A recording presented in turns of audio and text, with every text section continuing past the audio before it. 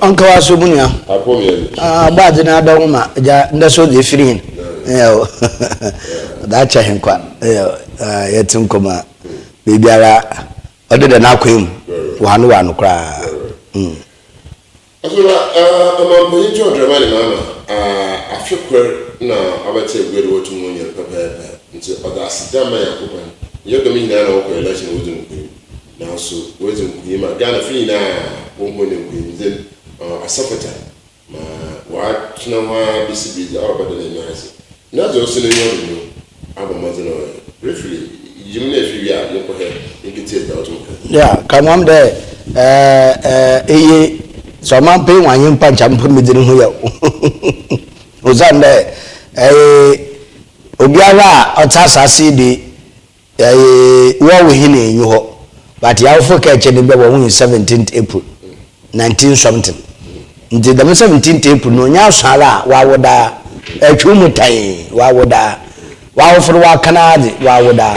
Said the member or ye would done say, and now on for only what done on fancy. Or there, Ebo Madam Bosha there, Nina, Mrs. Naquim. Closer way in there. Closer, or when they say, the Madame Su, not say, I know, or ye, what them, not find there, why wouldn't you consider? Now, date in the year 17th.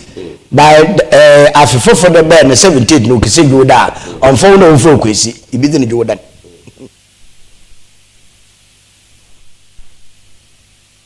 Fisi say last year by this time na Ghana episode kamo na Ghana episode na yeti fie ya pin one na yeti na ye ba beni ye the member na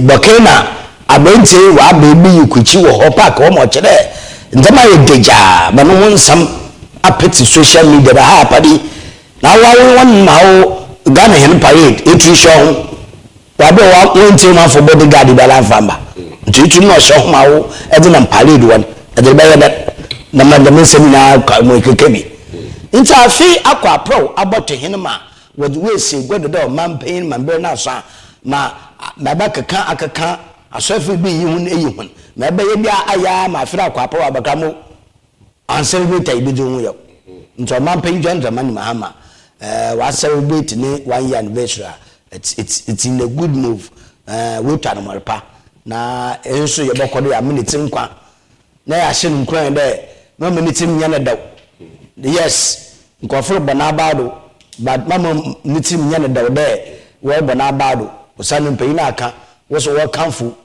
wudi afo no wo kanfo wa cheche fo ko wuti me da aboyar patim tum na abeyefu na echi ihunya ncha bo afon enti already wa celebrate 1 year anniversary na kamu minute nkwa na ya hwebe afi ode yenyem no chi driving be no hin be drive over speed overtaking another obey na from the ye yankan asamne ja yenkite omanpai John Dramani mama ne celebrate otomo to God abra oje simpiru no yega pechu nkombo wa ya na pe ya te fane na no biti omanpai yente.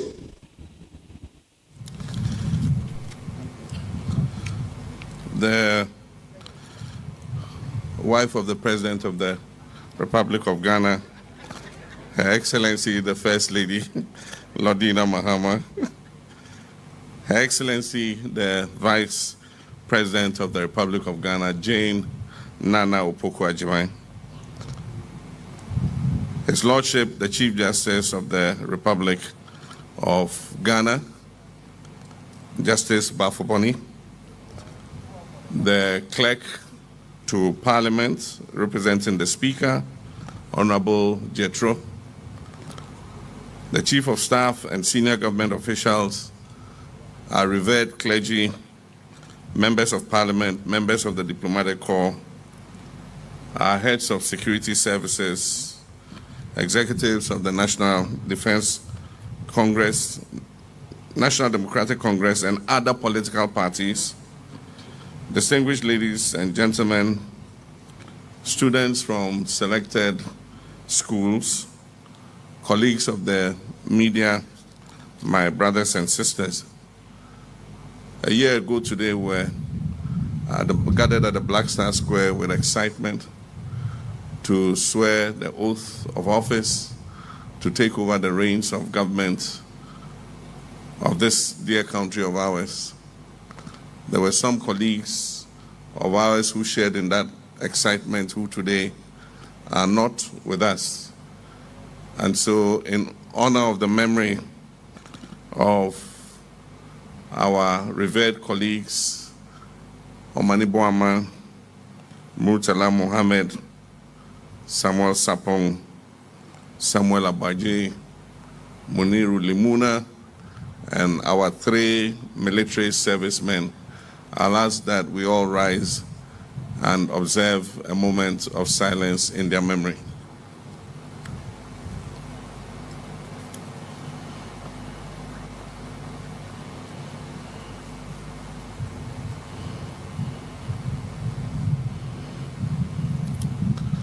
We embarked on this journey together, but God had other plans for them. May they gain peaceful repose in the bosom of the Lord. I thank you. Kindly resume your seats.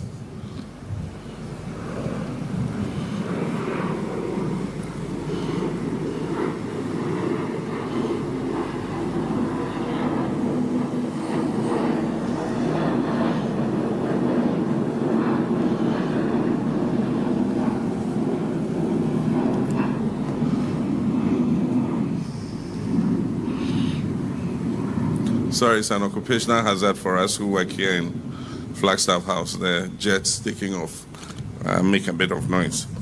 Today we gather not as members of different faiths or political traditions, but as one people united in gratitude, humility, and reflection. Today we gather to give thanks. We give thanks for life, we give thanks for peace, and we give thanks for the opportunity to serve. 1 year ago, the people of Ghana entrusted this administration with a sacred responsibility to lead our nation through a difficult period, to restore hope, to stabilize our economy, and to reset the direction of our national development.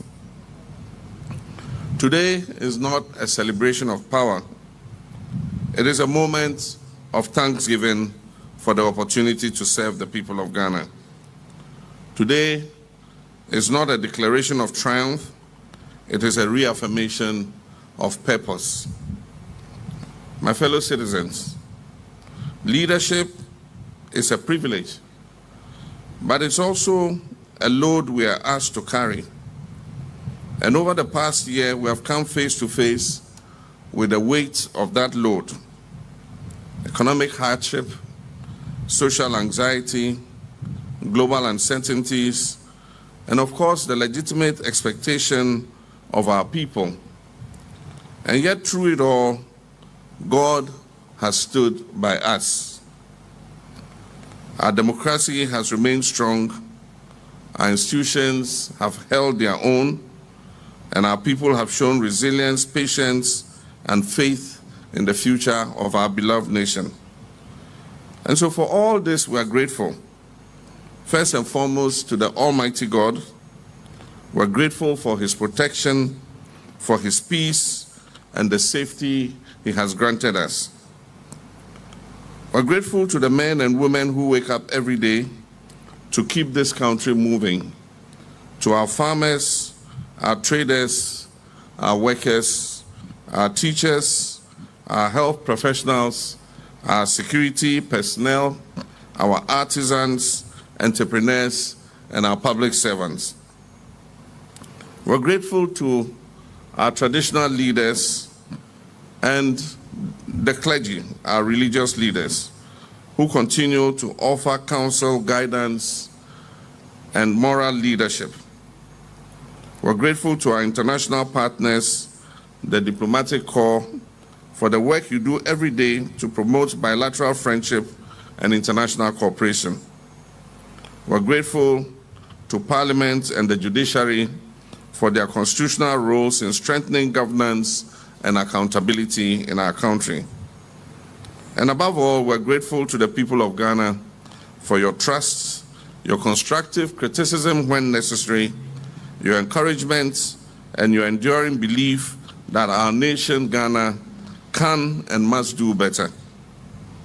I reserve my special thanks for my Vice President, Jane Nana Opoku-Agyeman, a woman of dignity and quiet strength,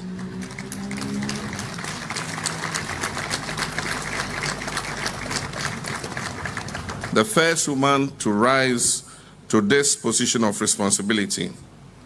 I could not have wished for a better assistant to help me bear the heavy load Ghanaians have entrusted to me. Nana Jane, God richly bless you. I reserve my thanks for my wife, Lodina Mahama. I will give those thanks when we get back to the house. Distinguished guests, ladies and gentlemen, this Thanksgiving service is intentionally non-denominational because gratitude transcends religious doctrine. It speaks to the shared values that unite us as a people: faith in our future, respect for human dignity, and a responsibility to one another to be one another's keeper. Whatever name we give to our divine belief and faith, we recognize that no government succeeds through human effort alone. Wisdom cannot be manufactured, strength is not infinite, guidance is not automatic. We therefore pause today to acknowledge that humility before a higher purpose is essential to responsible leadership.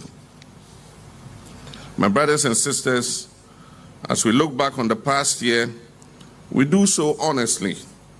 We have taken difficult decisions. We have undertaken difficult reforms.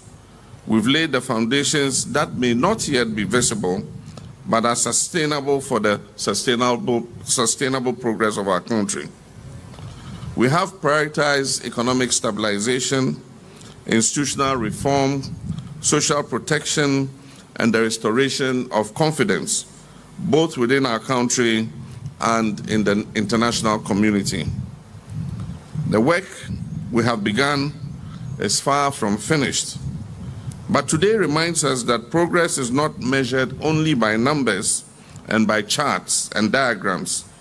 It is also measured by hope that is restored, by trust that is rebuilt, and correct direction that is regained. Thanksgiving must also be accompanied by recommitment.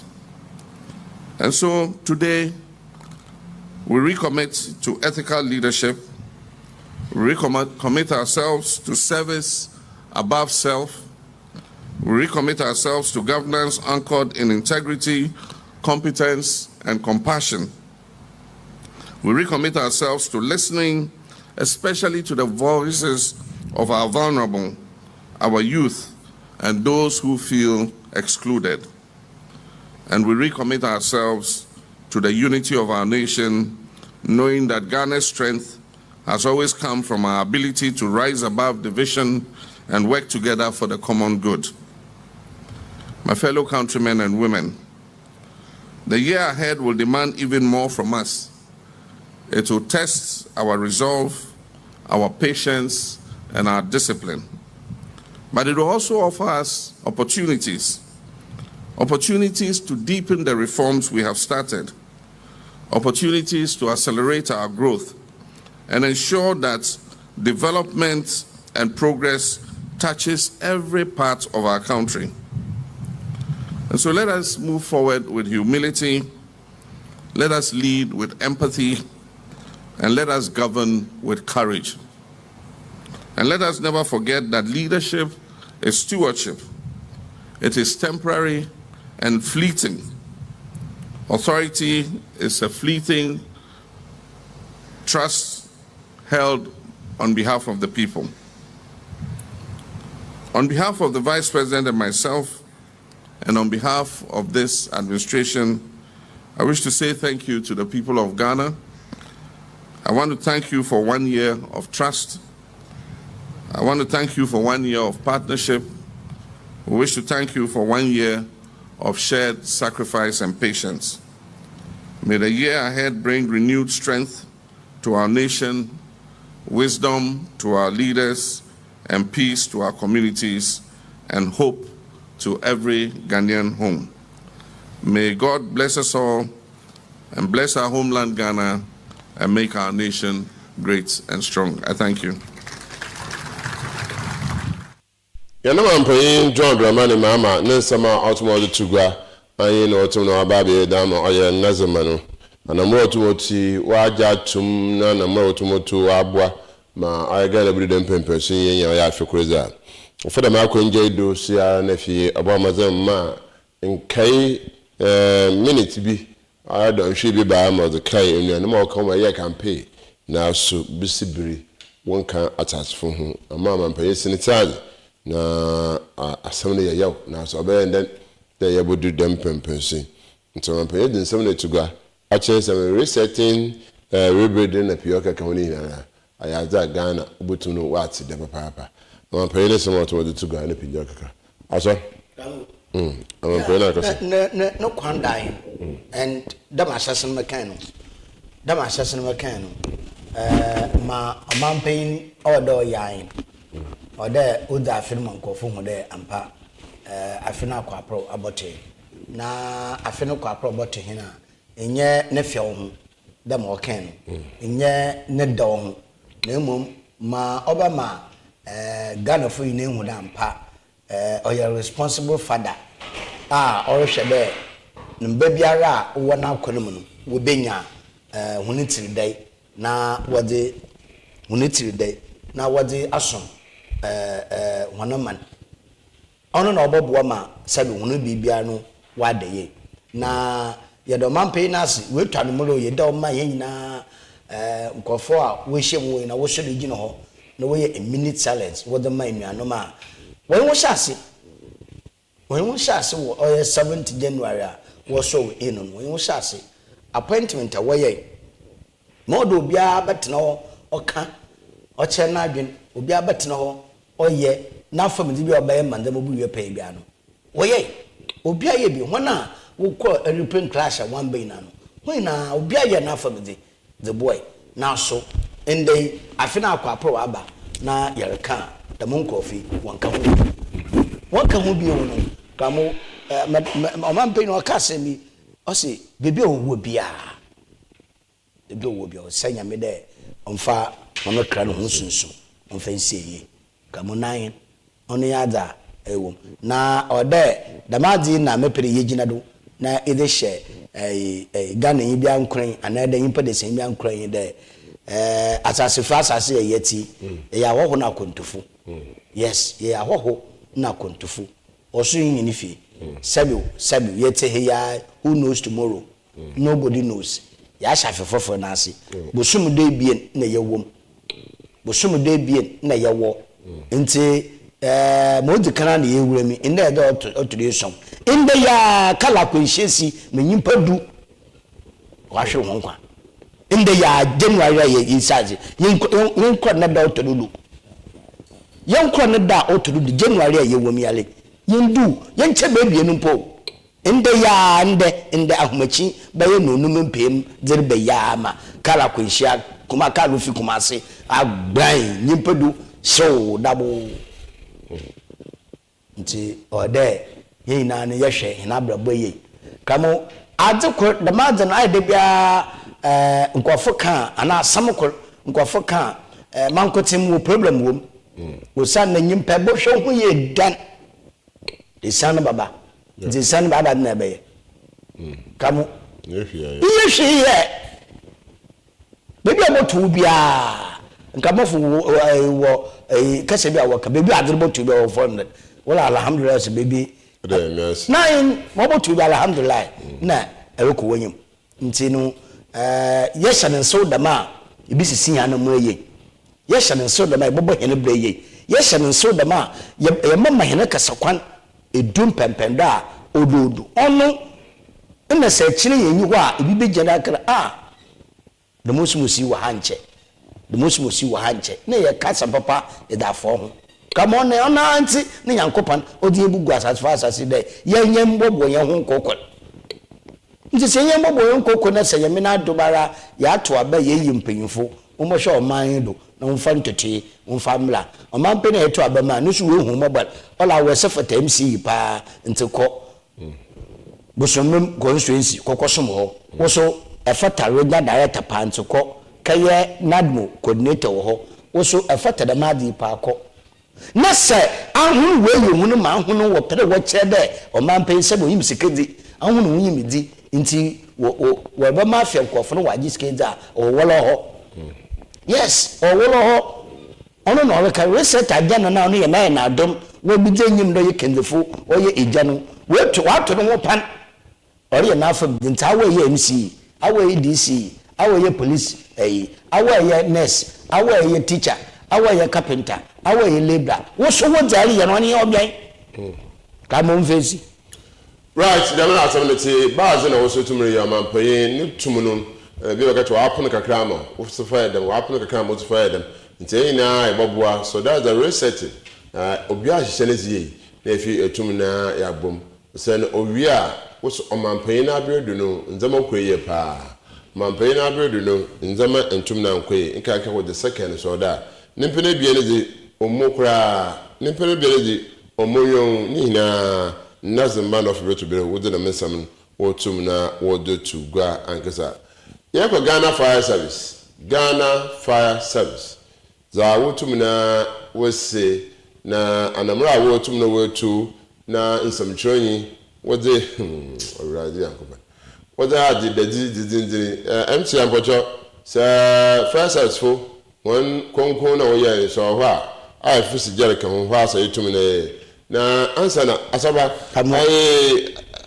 always in Mpanyinfo one can Mpanyinfo I'm talking about GJ Mpanyinfo a national president or Albert Jumfo Takan some traffic wunje yo region ze or kan aya nenebuedu wunje yo hwe ebura what the bura branchi na obi sawe na wo se da ukunu ho de me biara mba ho awon akuya so se na wuri gini phone na dame does chewe awhwe does chewe yokita semi ikon kon ni na nitima onin no one brain administrator ho na ohwe ahwe ni ye one brain adudu benitima kon nya ahwa abraba odi abenti ya afodo abobona na waye abaza na utwama ebi mbada and even cameras don't put what cameras don't put which one oh my if you okay no wa run na tell what so na telling na if you cry show na say no man do cry o ma o show na say hwe a cha pa de mu do you okay say wa nya na wo ye ya nche hwe bi so wusu no one nti abenta ko ano owo market wo di n'edwuma wo se no so otwa na mo be hon wanjo na nsam choyin no so to account dem ko fe bi ni no mo beatis na nsam choyin no so no o ya hobe aso kamo na ma de bia ma kama asem de ekotre de me se me se bi se de adan aba asem bai na adan na asem no kesi dem kamo kasoa yiko bia bibia hobi bi na ban cinci yi wannan ce kana yi won na we di ne ba san ka mo se maka na so abase no kra no de obaya nchempanyifo ka so won yensese ne din na ye na kasa manwan na ye ka so yara na the whole central radio security for sure me say watch me na police command watch him you were oil ka so command wo na wa so command wo justice ya po central north ano police fo na braba ba ma kan de ka so di na la obaya nchempanyifo se saka so an osande idina woda tukro ye ka so anya ha woda fo na mu nya ma ha woda fo acheche yi ma kire ka so de kire de oye godi bia abi egodi bia so de bibia ho bibia tumisi ntikamo onte na ba se de midi na oda da mo bronan ana da me bia no do no kamo da me de me ibu ho am aboro ye beta mo aboro osande beso ibisafo fachem osande ye kegodi bia kamo yinyimo kodo wo ibini sika bayo wodugwa ibini sika bayo ibi butehu ibini na mayewa ibini ko mbedo chere mo be kodi bia wa kaso no be wo godi bia no na dinti no de mo ye ya okro de Ghana National Fire Service wanye nsanchoyi impo muhim na ye nsanchoyi a eba no mama da mesi wa mo wa say ana no tumi ja asembi sayin we je genu fight no wo fight imba kama asembi sayin eba no odo okodo dam ni na refi nkofu bia ne chebe biem no fa ma ya masana ba fa nkofu bia sisia no wo fo social media bloggers the social media bloggers na no say impo wo kwato da celebrate fresh a mmodom mpo we hiem na wo yam na me bia onya na urutwa wo de baba botu social media disisi a na che wan kwato da impo akonshes na nyipa la bi la ma wo hwe da nyipa lo wo gine nkwa no wo do no botunche no wo the camera siri we twa abado do koto social media it's the man some na me say the security service na no so why ye se twenye popadempo na wa want to some for da bra be interview bra mafoma asem maw bra ba gi kwa o ye dzene de ekowanyi mo konde obakasa kamo Christmas ye fobi pi what you want me do come no hwe no we bi na akotole akwakwa fo na waban nti no de woni bi na won no le omodisifo ajanzwa what the bokole ajanta the bokole praise food no mi bia na so we ka fa che no bia afomo na mom social media free social media bloggers sisi na kan wasema ye kan kan ebanade no ye fe akoto police payin no no mensa twemu ko police station uniform otba the camera be see me say we try to social media there abente police wa pon adwuma one corporate natal not about on mensa ne bona wayen in some of the men keta you social media na no one of the sister na security agencies ya who go fu come on American who go fu them idem na no do yensem chudwuma no so far as Rebecca we media pet no who go fu. It means in the way we will ya okutia and you know okutia kutimpo on the ethics of the media. Now, if it's not the ethics of the media, I'm not sure when I was all there to me. Come on, maybe. In terms of nothing, I found my funny. I want so called them what I home social media bloggers. Make us a we need to take our some children.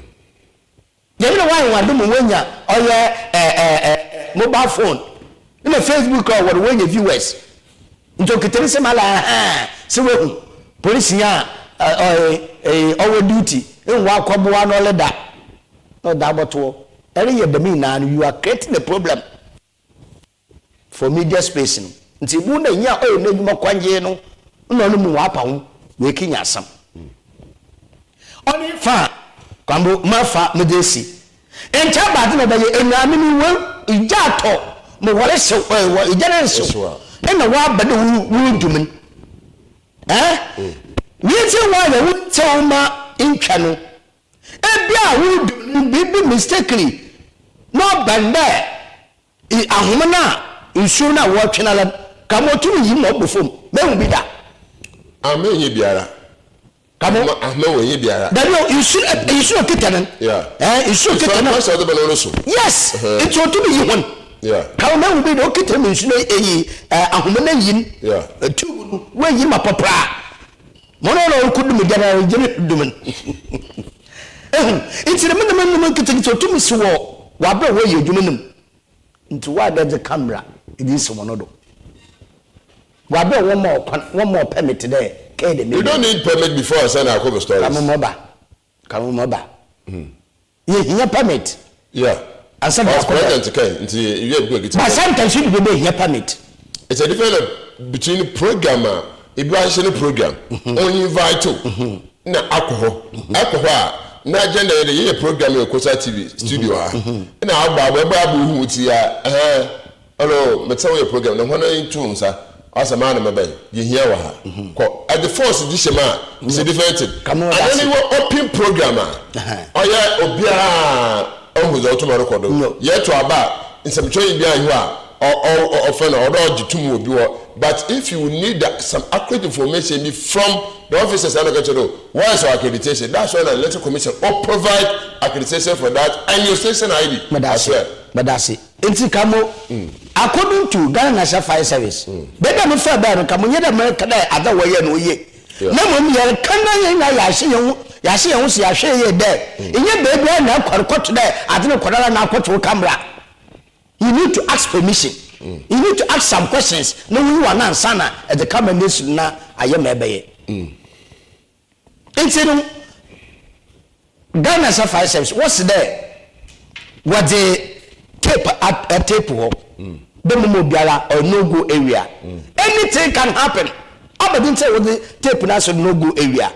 You just want some who knows. There be a Joe baby pa. I don't quite a cookie temper one body. As bibi foforo kwa as ehwe bia ehun tebu bia obi kamo maba bonodo me pere kamo nyina mo support Ghana Fire Service na PRO me nye PRO na mo me pere asem ne ka ewa ye hwe beku ya hwe yimfa nti ma ka nyanum da social media bloggers no hwanze no ma ka hwanze no ina ye hwe Fire Service fo woni ja wudum permit won fa mo da butwa na be ye mhwem na ilutwa bi wa bra enyi matena pon no do mo ba fo ni okito uja po obutu wa attract ija ma wona mpo utwa do po asena nye problem come on your education all e jaba yan so people don't know it was so la na okito mo ba fo na ija ka to dem na ka na shopie na okito mo ba fo na kijeje no wona nkese mpuru butumenya ho na tete wo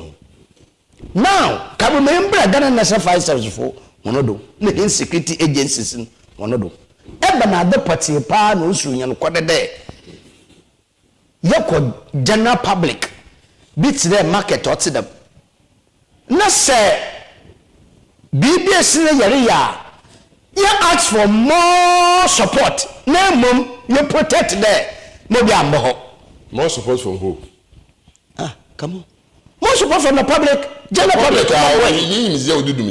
so they are using their intelligence onye yumedia ududumija na mum owo yumedia what mandamado owo yumedia what hihye na meye owo yumedia ndamna assemblity but on your good advice ijeta awode community koki yati kamo entira America there ebena mumsem na bina no nsu no kwan because eduma no oye frɛ but nye biara na osefo trobe fire officer ana fire fighter kamo yati gana ha yati igwe ha abra the boy ijeta bo selim gana na se fire service pay for what be very good to me of ko abosando he left a civilian amam kaba he left a civilian Mr. He came disanya me fere krensi ye ono no datwe osi banu ofu ya akwaso odi otokrem na afterwards job be asem na make ka mo ka asem na ba atase no ketem papa no o ketem akrokra na o se de no wonye stroke o tem se de chi o di otokrem no ofu lebe na odi sane right from there no na mpefu da mpa iyi wa ye djuma o se fatra obo na abado wan bo na abado ko obo na abado no wo the fun wo Ghana National Fire Service. So the question I'm asking now in there, ebana no sun kwan there, search the new hotel misa. Won turn some from of one bob one. No banada hon ko to one hoden. Na kaka wa kacha wo there. Yin hunyin di come on. Kan wa text mo. Oh. Titi ete the here ye dwuma. You MC afo wo ye hunu dwuma. You wa camera so wo hwa camera. You can't get it on Akasa Ablenty, MC Alfomata Ankasa, no Macadam. Come on, possible. My maid chef for Yon Mayoko. Yon no Bassada, one two some from more hands. They came with their equipment, they came with human resources. Human resources don't know what to make on. You pretend here to me, Abbey. We can fight the fire. You to be a fighter, we'll call another station to come, not civilian people in our community. Civilian people in community, may I be between Yana, Sabija to baby. Yes, fire service for no umba mudiri. Into I shy yet me fu we try our possible best able to me ya konti jana kakra. Into the member you do January. Tell me down to answer. We are so to suffer nature get to know. First service commander FK ASORBA no so mamu so na fi wundu me jan. Into BBC the whole response. Say me say one there. Come me say question e bena ade no so no kwan. Come Centra asemi yeka nsi yedre bayin de ansa na fire officers another station wona obi ya call da hello ye ija ataka so wamla no na bi no mari ye de medjuma na sana immediately bu na you should stop ntino maba kamo maba ntino we bi se de e bena no so kwan de se situation no ba won tun sem free bi ma wontum wonboa osa na wala baba no na ebi ma ye wono mo de obo bo ma January ben akofom na so wonya wa bada what do I say you need the baby it matters why there's no command in chain that wo be with officers na your commander ozo hono ya na pay no ka wono abara awokwa ha Osokwa, Feisha, he or she is giving the command to the ground. At the moment, the first and the community to me, my biara, you should back off. Yeah, I'm watching my show to my way. Come on, now, believe I said, Miss Empty say, Abandama, and Adam Ebri. That's why they are going to do investigation about it. I'm a friend, I meant to have some training. Because the first report I got from a UTV reporter, our grounds were, I think I reported first one, Ija, etum na to the Mebian, and upon winning we, you who they generate to first service they are fighting for, I would want to generate down. Within 15-20 minutes, in another call by the same station, on your UTV, then ka tell that we born some chiro yibi nti abon start na azaba life that is why I do the baby or start the oro kwentam was what born you na yin pa bia wo tomo later one e read out who there another market guy or ha obro yi nzaman e bi hu in between them tell so ada kwakaye nti le hu yin pa bia ni to identify that yin pa some chiro yi abon na bokre wa there uniformity bia obura hu bia ni ya no nti na maybe sade amemde ka bi sade abad no so kwan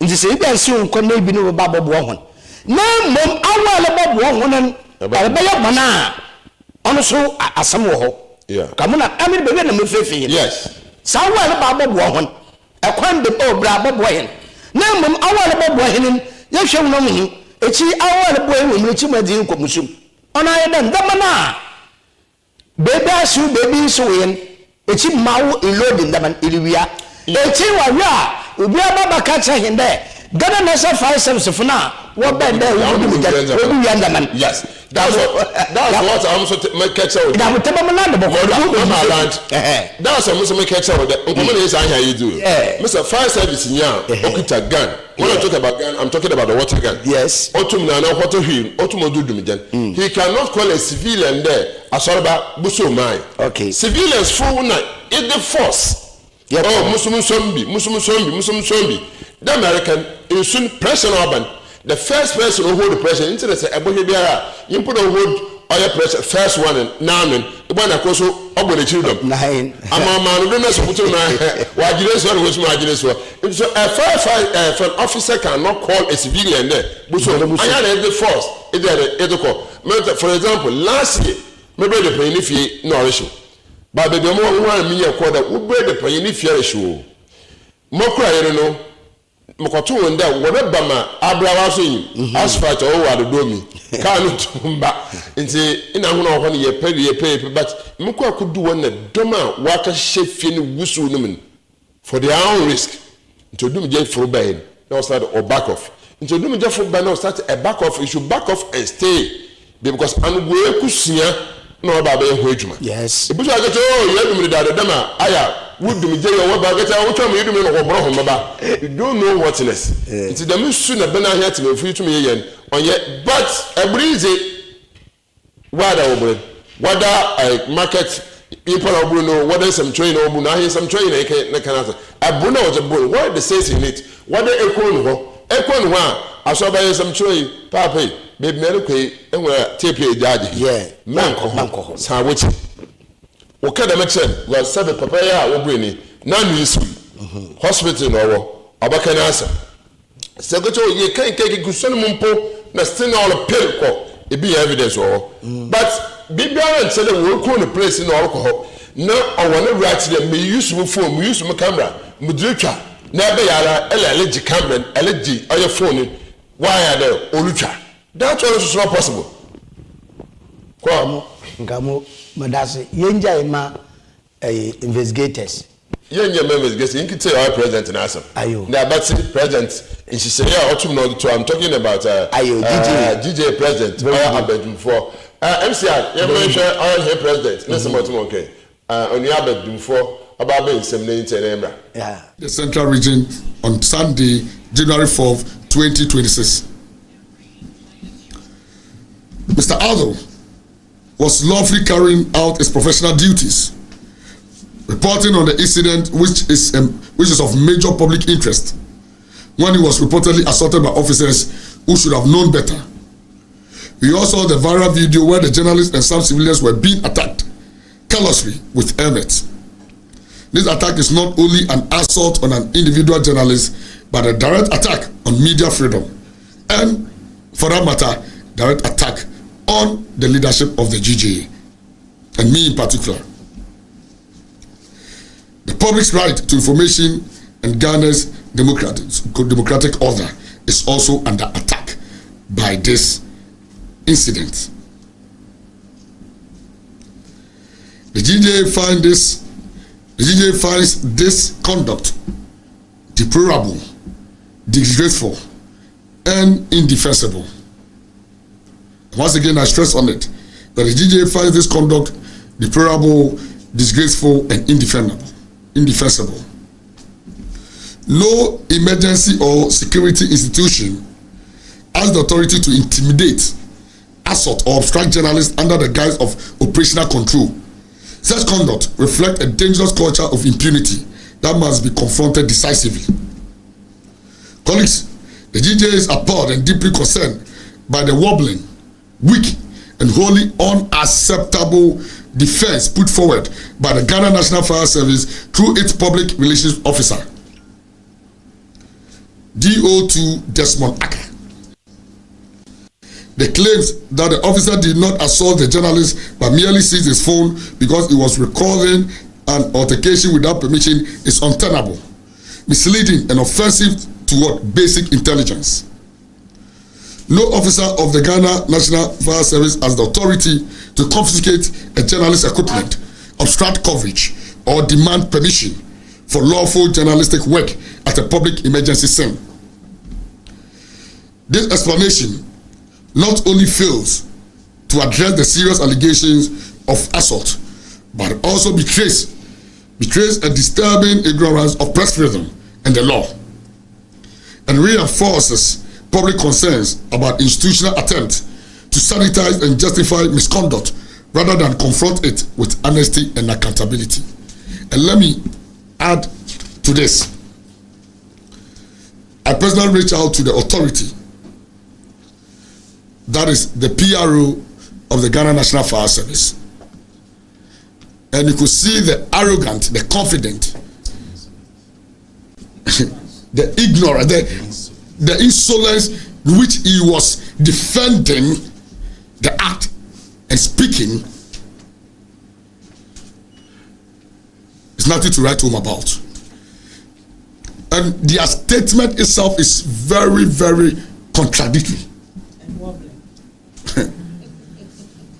On one leg, they said that they are here to identify the officers. On that leg, they said their officers did not assault the journalist, and that they only took his phone. So which is which? You are here to identify that they are your members, they are officers. Yet you said that they did not assault. So which people? The people who are not your members did not assault journalists, or your members or the officers you're talking about. We don't get it. And on another leg, what he even said was that because of the safety of journalists and properties on site, when they go to the grounds, they have boundaries. They need to always protect their security zone. Colleagues, I want to state this on record that the Ghana media, or the media all over the world, is a public interest media. And public interest media do not need any permission or authorization to discharge our duty. It is rather unfortunate that the security service, who should know better and whose responsibility is to protect and provide security for journalists to discharge its work, are rather obstructing journalists and attacking journalists. He said they've set up a committee in their statement. How can you set up a... We don't need any permission from anybody. It's a public interest media. Nti here permission will be a answer to me arrangement. Nti Ghana National Fire Service. Also baby I be say never I president Otumo Frey. I am PRO. Baby also na o pera Otumo hon konfini ye ekwana for Otumo yeduma. Baby so na yekonu baby so some train na o friend obi say abedin Otumo retwa. Baby so some be say na abedin ten we ginu phone os embre biare nyi ho den some train. Or ye ne djuma. Whether the phone no, whether the camera, able to me a seize. We be adding phone in and baby I walk automatically. Into a corner on ye a branch and to my for the nizzy. Embra no bachelor. Say, oh, good out to more cocaine. Yada with that as a lot of motor. Aso, Kamo. Ye President Akasa. Yeah, Kamo, urban public interest that the American market. Stadium, church, and a mosque, and a lorry park, lorry station. Bibi otete terminate the American don't need any permission because of a public interest or a public place. But in terms of human anchor, sometimes there should be a permission and sana wa grant to me who baby or the corner a kayawadi. Me nalan or ye a human no baby. Na say market no obandama locally. I'm not supporting a Ghana suffices. No one support a corner and some job for no one. But the question is, I have some job for Nankasa. The massive baby and no good or taka. Walankasa roko. See no. For one person who, for example, there. Inti Murukwe. There are no question there. Ijaron or Ijana Washington and Ijana Wharton obey you. Se obende da me ijano kriyala wa fa ho na ore shoma amemaye da na ne budo ta de be ta ka da masam nti da me buri ya agi nsem so fo mpayifo da ho no obaye wa fa me na wo guro wo kese wo ye but one what the wirim kam one what the wirim akofo ego that's you wa hin out to wirim sisa say what ban wa show by thousands of citizens people with that one. The Mohammed to Coco Kamo, Ibinya.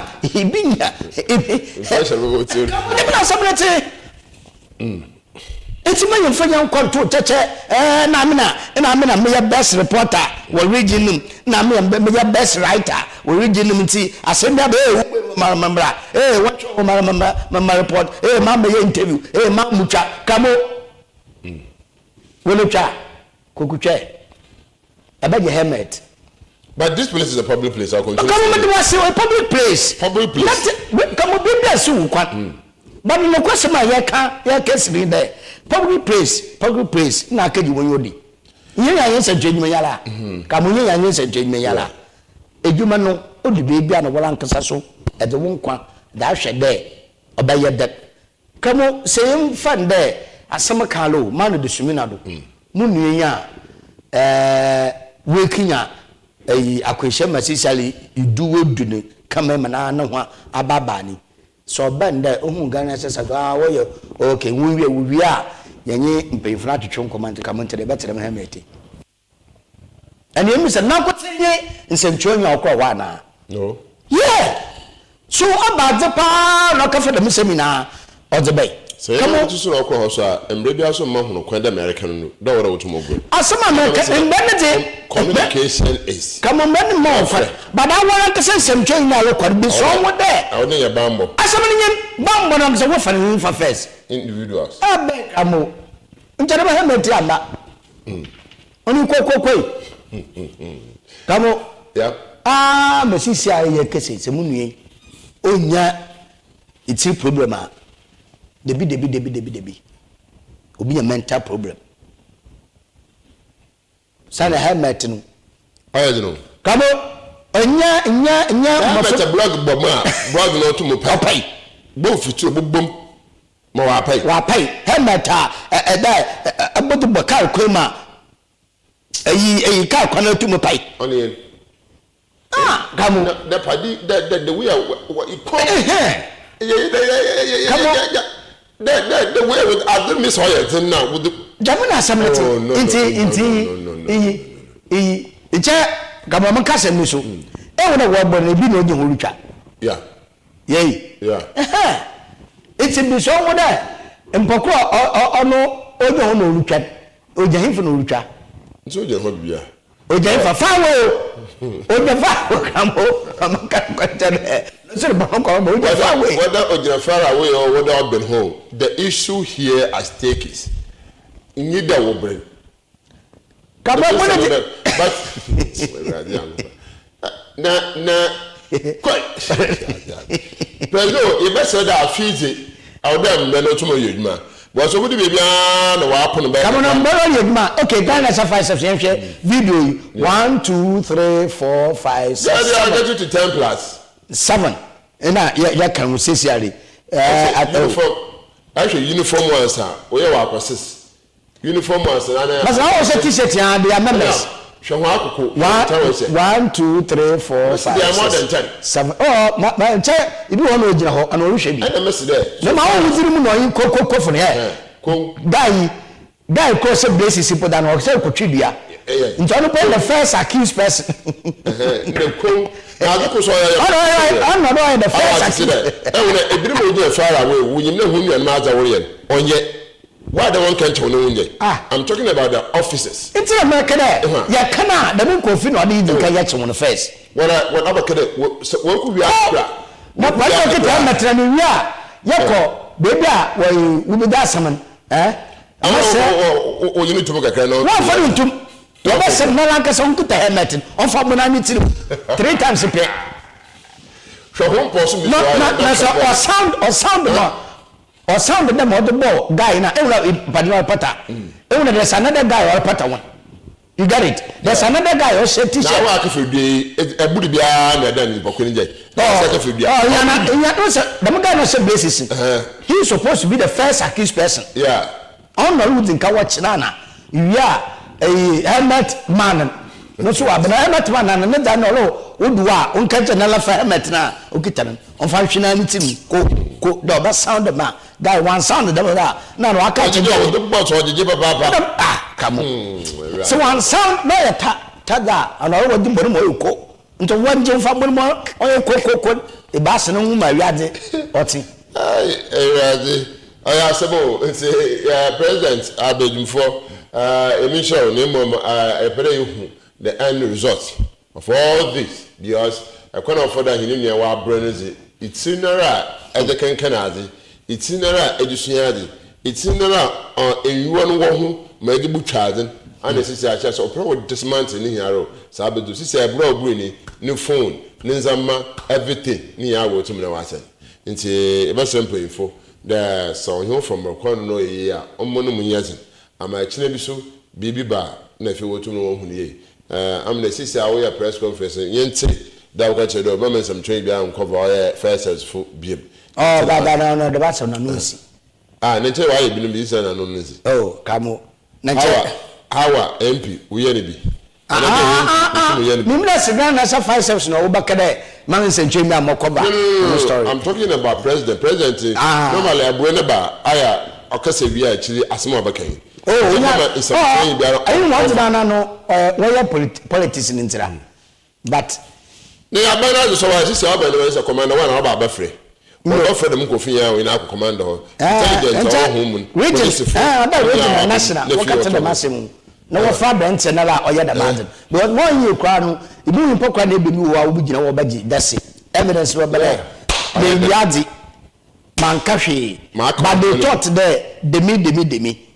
We will never yen century into boom there. There's now, no ba. I'm some kind of Fantonoma. No, identification is very important. I tell you, show you something or hope. Yes, I. And to say the accreditation system to come, why a double identification? And as the closer, no so too much was, oh, you have a dog to know. Of course, that's if you are not your honor tomorrow. Yeah. Now, say, you put on cut the means of meaning, no, or Kishama, no, so different. Anumpo, yeah, the mobile. No, put an entire umbrella, but a bunny, come on, make a bunny, conversation, and Bambay, yeah. A hamka club better than you. Yeah. Until we use there, a wedding for the all parent. Nature summon your Betty. Right. Then giant union soon in Massam. Yeah. Yet in that, multi-valent your bone the roads. Right. Into them now, some of you to your sibbo, now call oil him. I got your and some can do. Yeah, call a man pay Michelle or 242. Young question briefly. Now, you may change him, Kakania, Abehinism there, and a pain, a bray, a swab or tomorrow, were the young question tumful. It's some car, Baba Soya, IGP, was 2 months ago. I'm saying, but your own boy if he intake a cannon queen.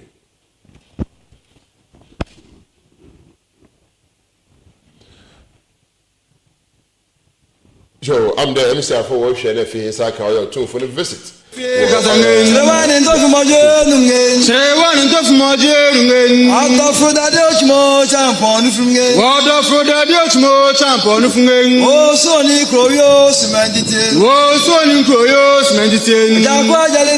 Men and women of the Ghana Police Service here assembled. Traditional rulers here assembled. Distinguished guests, fellow citizens of our beloved republic. Manshia has been pleased to enjoy a productive working relationship with the Ghana Police Service over the years. But this is the first time we have had the opportunity of visiting what I will call the engine room or the heartbeat of the service, thanks to the initiative. Thanks to the initiative and kind invitation of our son, the Inspector General of Police. We are deeply humbled by the extraordinary courtesies extended to us this morning. Watching the ladies parade, I thought I should have worn my police dress to be here. I'll plead of the IGP to give me a police dress so next time when I come, I can be a policeman. But this honor is not intended to me alone, but duly shared with the entire community of traditional rulers who are the guardians of culture. I'm pleased to be joined by NI President and other Traditional Council members. I hope they share this honor with all of us. It is truly inspiring to survey the amazing lineup of the top brass who not only make up the entire command of the Ghana Police Service, but represent over a century of dedicated and exceptional service to the nation. And whilst I was walking in, I saw former IGPs that I've dealt with, and I'm glad that they are here today. Interestingly, as far back as getting to 27 years, my first police ADC, I saw him now, husband rating, he's now Nana from Bonketia. He was my first ADC who was looking after me. 26 years ago. I don't know what rank he has now, but he was my ADC at Manshia at that time. This is not a routine or a mere ceremonial visit. It is intended to be a landmark event, marking a moment in history where two ancient responsibilities meet to begin a momentous conversation.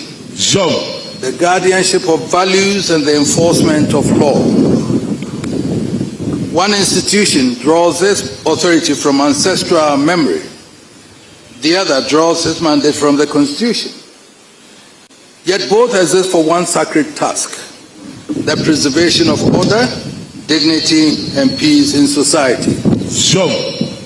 Before we proceed upon the historic journey, let me, in the spirit of the new year, convey a message of glad tidings to the gallant men and women who make up the Ghana Police Service. We come with abiding gratitude to each member of the service, from the lowest constable to the top leadership gathered here today, for your selfless sacrifices to keep us safe over the years. And we bring you hope for progress and prosperity in the years to come. The Ghana Police Service is one of the institutional legacies bequeathed to us by our former colonial rulers. From the first Ghanaian who took over the mantle of leadership from the departing colonial commander, the highly distinguished Erasmus Ransford Tewia Magite, to the energetic leadership assembled here today. The police service has gone through many challenging epochs. Changing political circumstances. You have hosted several inspectors general of police and police leadership over the years, offering counsel, guidance, and encouragement, with doors always open to us. Ladies and gentlemen, as the Chief Constable of this country, I must commend Your Majesty and highlight your role in peace building and conflict resolution, which has had a profound impact on national security. Mentioning your exceptional mediation skills, which have restored peace in numerous conflicts across our nation, compels me to describe you as the King Solomon of our time.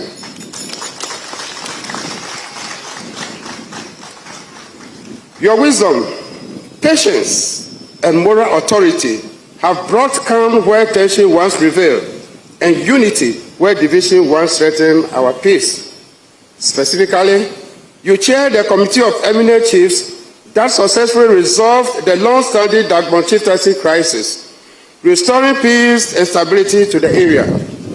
Your mediation efforts in Yendi, and more recently in the protracted Boku conflict, to mention a few, have yielded practical recommendations that continue to guide security operations. Today, the relative calm in Boku has significantly enhanced policing efforts and community confidence. It is worth noting that chiefs, as custodians of land, culture, and customs, remain indispensable partners in maintaining law and order. In this regard, Your Majesty, you have personally intervened in numerous land and chieftaincy disputes in the Ashanti region, restoring sanity, reducing violence, and making policing more effective. These actions reaffirm the constitutional recognition of chieftaincy under the 1992 Constitution, which recognizes traditional authority as an integral part of Ghana's governance system. In the context of illegal mining, your directive urging chiefs to take firm action against it in their jurisdictions demonstrate the continued relevance of traditional leadership in addressing modern security challenges, and this is emulating. Your Royal Majesty, beyond peace and security, your contribution to national development is monumental. Through your humanitarian support to the helpless through the Otufo Education Fund, thousands of vulnerable but brilliant students across Ghana have received opportunities to pursue education. As Chancellor of Kwame Nkrumah University of Science and Technology, Your Majesty continues to bridge tradition and academia, ensuring that cultural heritage coexists with innovation and research. In the area of culture, diaspora relations, and global influences, you are a global symbol of African culture. Through cultural preservation, initiatives such as the Menchia Palace Museum and your engagement with the African diaspora, you have projected Ashanti and the Ghanaian culture far beyond our borders. These efforts have strengthened diaspora relations, enhanced Ghana's international profile, promoted tourism, and positioned our tradition as subjects of global academic and cultural study. Your Majesty, your presence at the police headquarters today marks a turning point. This historic honor is one that the Ghana Police Service and our fellow citizens hold in the highest esteem and do not take it lightly.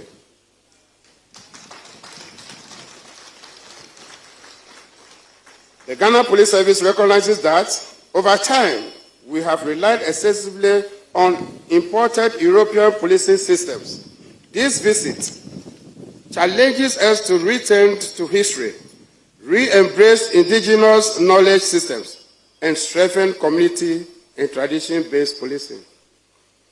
Let me say that your visit today will deepen cooperation between the Ghana Police Service and the traditional authorities across the country, not only within the Ashanti Kingdom, but nationwide. Your address today will serve as a blueprint and working document for strengthening relations between law enforcement and traditional governance. Moving forward, the police service will study and integrate traditional culture, customs, and local governance systems into our training, orientation, and reorientation programs. This will help the average police officer better understand the socio-cultural dynamics of the communities we serve and police more effectively with empathy, respect, and legitimacy. Your Majesty, your visit is a great honor to every man and woman in the Ghana Police Service. It will leave a lasting legacy, not only in brick and mortar, but in mindset, policy, and practice. We reaffirm our commitment to upholding state laws while respecting customary laws, and to build a security system that reflects the history, culture, and aspirations of Ghanaian people. May this historic visit mark the beginning of a deeper, enduring partnership between the Ghana Police Service and the Transitional Authority for Peace, Development, and National Unity. Once again, we thank you, Your Majesty, for this royal visit and the honor done us. God bless the Ashanti Kingdom. God bless our traditional authorities. God bless the Ghana Police Service. And God bless our beloved country, Ghana. Thank you very much.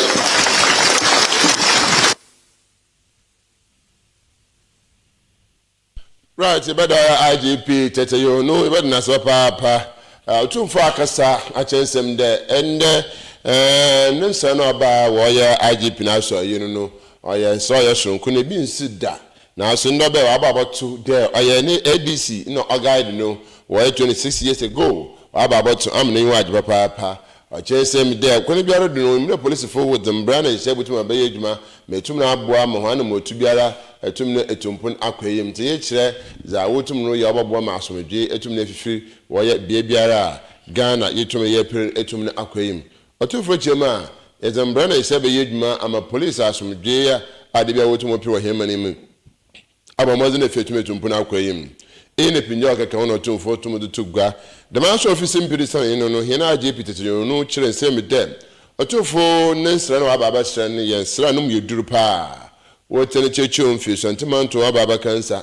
Ocho Honobu, who summits what drop pay. One mark home, no tomb for Wabano Ababe, or two for your impebia or sonko, or Demufua, a babyara, or to Nancy Bibima, or Buamas from a J, or two for the temple from. Yagan Hankotin, we are known for so, and man of food be or two for Nasama hope you to me and known for some.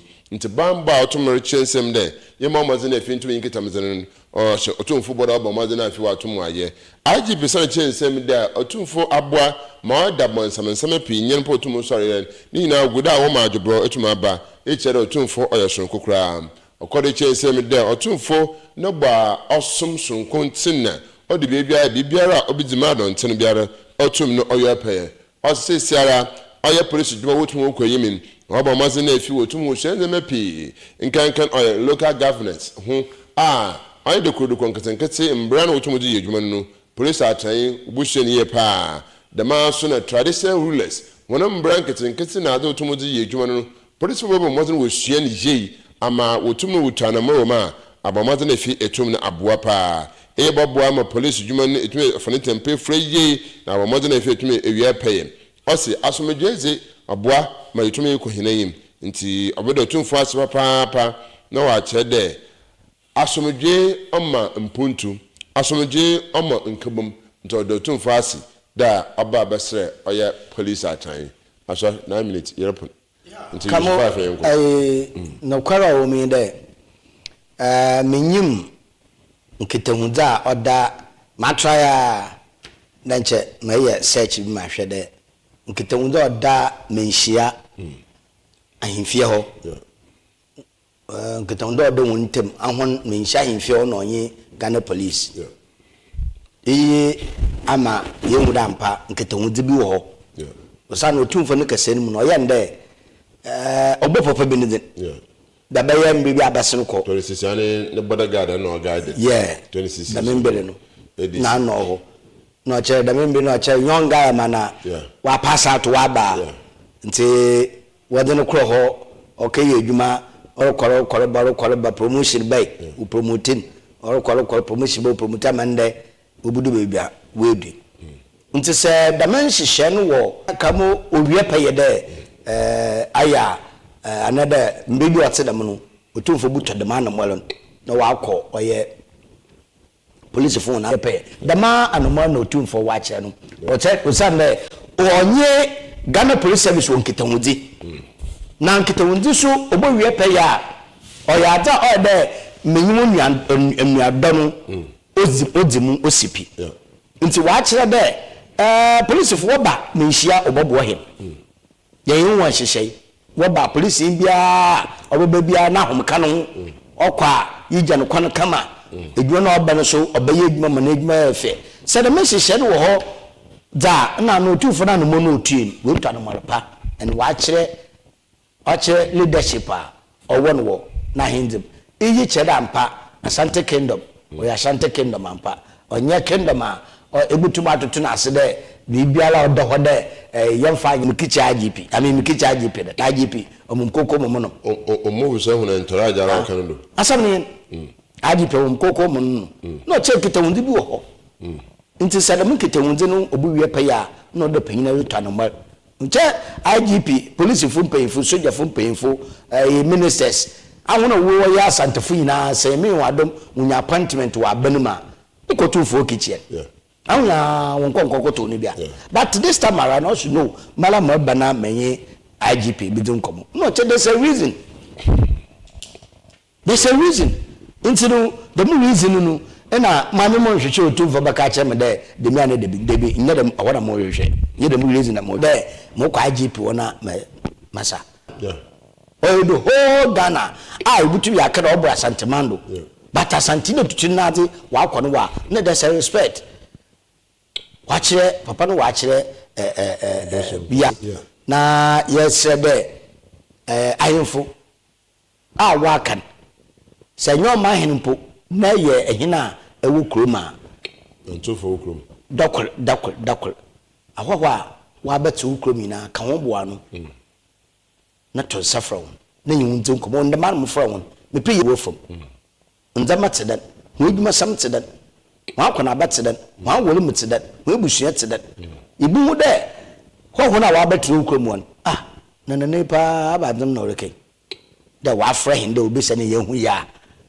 ye nu hu ya won mo fo mo hu ya o hin de ye da badi bida kamo ibu hu de o hin bi wa to safra krom no to obi na fa che to nyesika otwa kokoko abada yemfanda company bi wo Cape Coast ha asam kalo bochewo masra humala iguafu mamrike ya amfanto na meye ahwan menyim hon asam ka osaba ma Dr. Kusato today bi ogama hen owa dako wa fa no wundi mechi ya kwa hina moko Sontex supermarket na Sontex supermarket zakede oro menko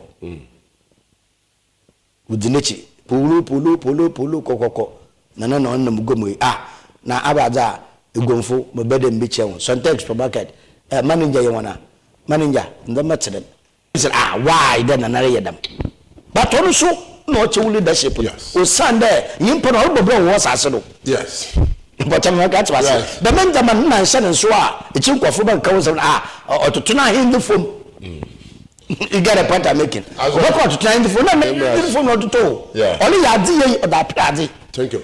I want to do with me ABC your stranger but possible if it's on catch a do and then you tell there to reach you know as be or you are not to come on say into social Facebook.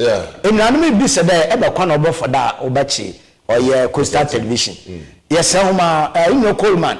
It be said a massive news. Yeah, Coleman, yes, so. Solution na me pede but ye be se da ye video to Facebook abo hwe dem necessary mama TV pole antenna na ebewia yi the code biara o hye yifido na for the antenna new pole na fa hye e de sha e be Coastal Television scanner e be 514 na a che de o de e bia ni me TV me de wo hwe han ababa ha na e be se demonstration nti ahwo hye de mo na